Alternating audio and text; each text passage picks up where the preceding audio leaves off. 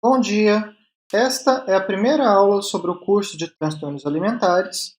Nesta primeira aula, eu vou falar a respeito do público-alvo, de quais transtornos mentais serão abordados ao longo do curso, e que eu vou falar a respeito de cada transtorno mental, além de fazer uma introdução a respeito do que são os transtornos alimentares e as características gerais dos transtornos alimentares. O meu nome é Tomás, eu sou formado em Medicina, em Psiquiatria e tenho meu mestrado pela Faculdade de Medicina da USP de Ribeirão Preto e atualmente eu trabalho como docente da graduação de Medicina da Universidade Federal do Triângulo Mineiro, em Uberaba, Minas Gerais. Para quem que é esse público? Esse curso eu elaborei pensando numa equipe multiprofissional. É um curso voltado para o médico generalista, enfermeiro, psicólogo, nutricionista, assistente social, qualquer profissional de saúde que possa estar envolvido no cuidado a pessoas com transtornos alimentares. Pacientes e familiares também vão poder aproveitar desse curso, já que eu faço o possível para evitar linguagem técnica, linguagem rocambolesca, difícil acesso. Os objetivos desse curso são muito voltados para a habilidade de saber e de conhecimento.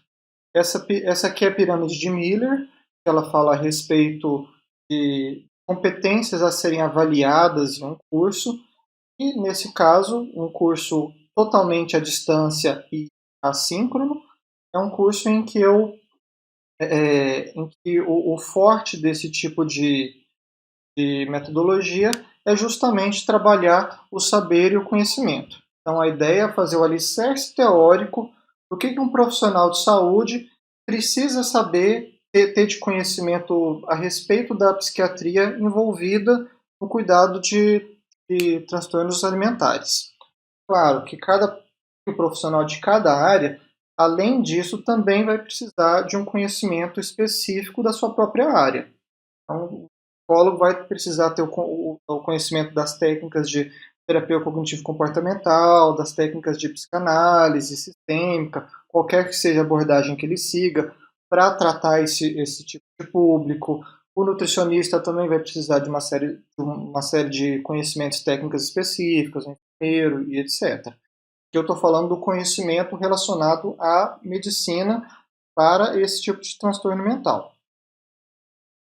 Bom, os princípios que eu usei para elaborar esse curso é tentar fazer o mais objetivo e prático possível.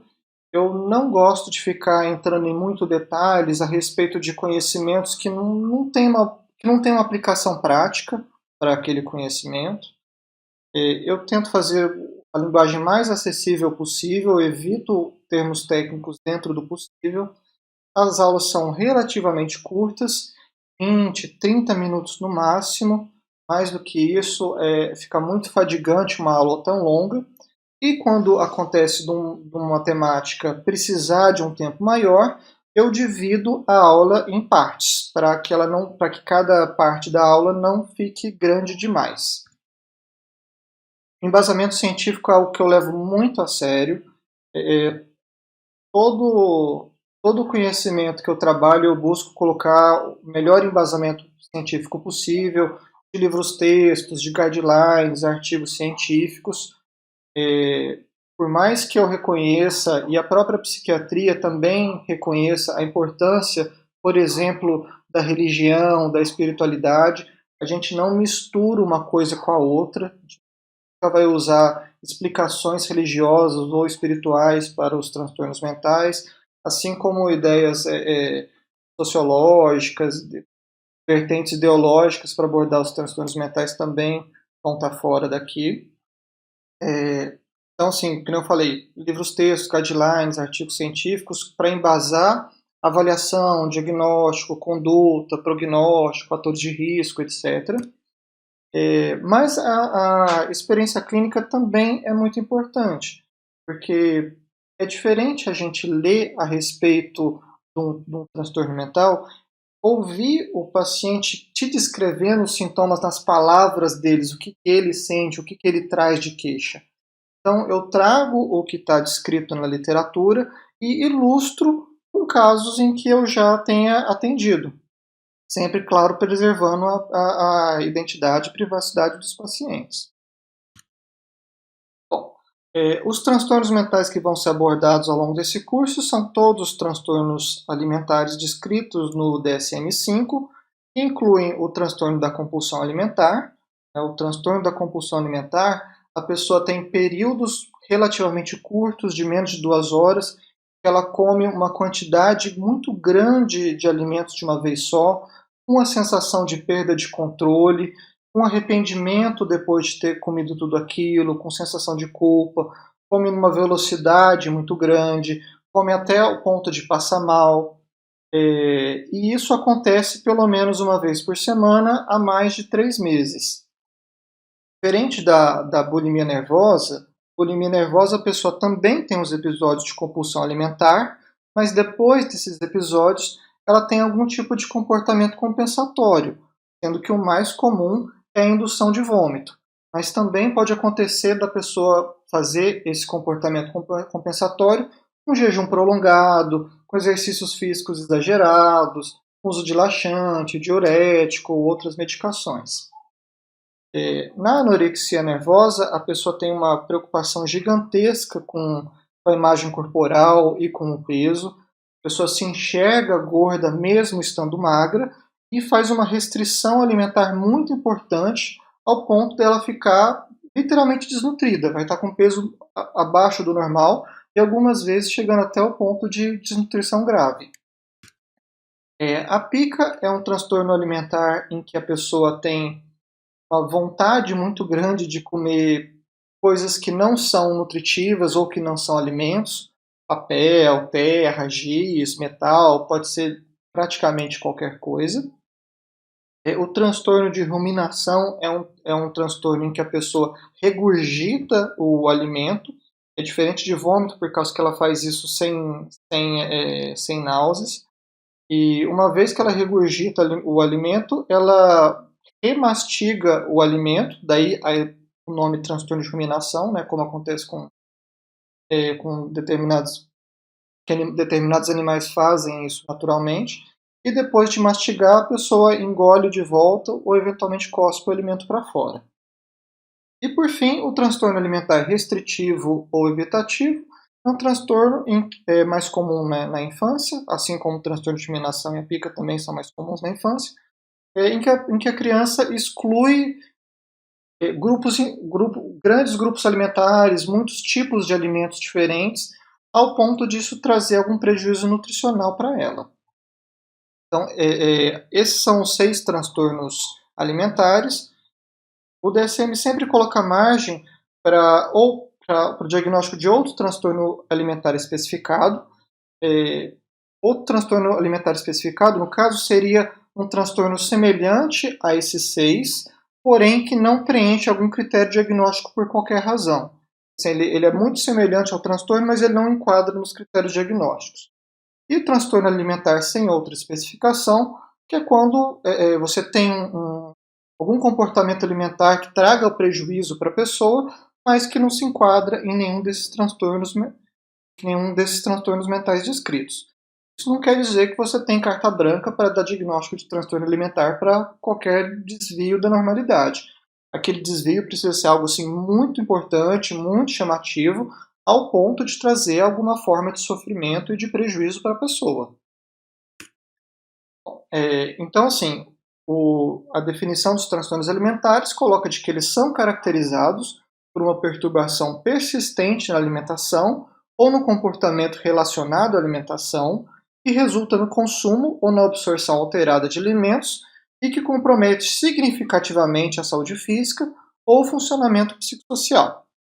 Aqui, essa descrição dos transtornos alimentares entra de acordo com a descrição geral de transtornos mentais, em que não basta a pessoa ter um desvio do comportamento usual, um desvio do padrão.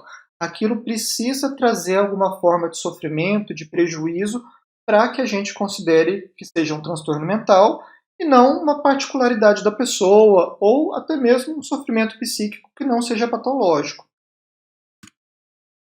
Bom, características incomuns que acontecem nos transtornos alimentares, eles são relativamente raros, prevalência menor do que 2%, o que faz com que eles sejam menos comuns do que depressão, do que os transtornos de ansiedade, e os transtornos de personalidade, transtornos por uso de substâncias, mas não são tão raros assim, né? Frequências de meio a 1, 2% é algo que a gente vê na prática clínica com uma certa frequência. Eles, em geral, eles são mais comuns em mulheres. Compulsão alimentar, anorexia, bulimia nervosa são muito mais comuns em mulheres do que em homens. Os transtornos alimentares da infância, né, pica, eliminação e restrição alimentar já tendem a ser mais pareados. Eles possuem uma altíssima comorbidade psiquiátrica, todos eles, os 6, cada um com um grupo um pouco diferente de transtornos mentais, mas a comorbidade é mais regra do que exceção. Eles podem trazer consequências físicas, o que faz com que eles sejam um pouco distintos de outros transtornos mentais. E uma das grandes queixas da pessoa que tem depressão, transtorno de ansiedade, é que as outras pessoas têm uma dificuldade de compreender que aquela pessoa está adoecida, que ela está sofrendo, que ela tem um problema de saúde. Aqui nesses transtornos a pessoa pode estar muito emagrecida, com perda de peso, com com outras consequências físicas decorrentes do transtorno alimentar. Então é um transtorno assim que mais visível, mais palpável, de certa forma mais fácil de identificar mesmo para quem não é profissional da área de saúde. Bom, por regra, todos eles devem ter um tratamento multidisciplinar, então não só o psiquiatra, mas também é muito importante ter o acompanhamento com psicólogo, com nutricionista, dependendo do caso, com pediatra, com nutrólogo, com endocrinologista, com pediatra, além dos profissionais de outras áreas, né, como o enfermeiro, educador físico. É muito comum que existam situações em que o assistente social seja muito importante, entre outros profissionais. Em geral, esses transtornos, as abordagens não medicamentosas são mais importantes do que o tratamento medicamentoso para todos eles. Alguns deles, inclusive, não possuem um tratamento medicamentoso específico. Bom, os tópicos que eu vou abordar dentro de cada transtorno mental vão incluir a epidemiologia e a importância do transtorno mental, o quadro clínico e os critérios diagnósticos, como que a doença evolui e o prognóstico da doença, fatores de risco e etiologia, comorbidades tanto psiquiátricas quanto clínicas, avaliação do paciente e o tratamento. A profundidade em que eu abordo cada um desses tópicos vai variar de transtorno para transtorno, por causa que bulimia e anorexia nervosa são de longe os mais estudados e os que a gente tem mais informação detalhada para trabalhar a respeito desses tópicos, enquanto que pica, transtorno de ruminação e transtorno evitativo restritivo, transtorno alimentar evitativo restritivo tem uma bagagem de conhecimento muitíssimo menor e alguns tópicos assim simplesmente não tem muito o que falar sobre eles porque a gente simplesmente não tem esse conhecimento. Bom, eu espero muito que vocês gostem, que aproveitem bastante. Esses aqui são os meus contatos. Um grande abraço e até a próxima.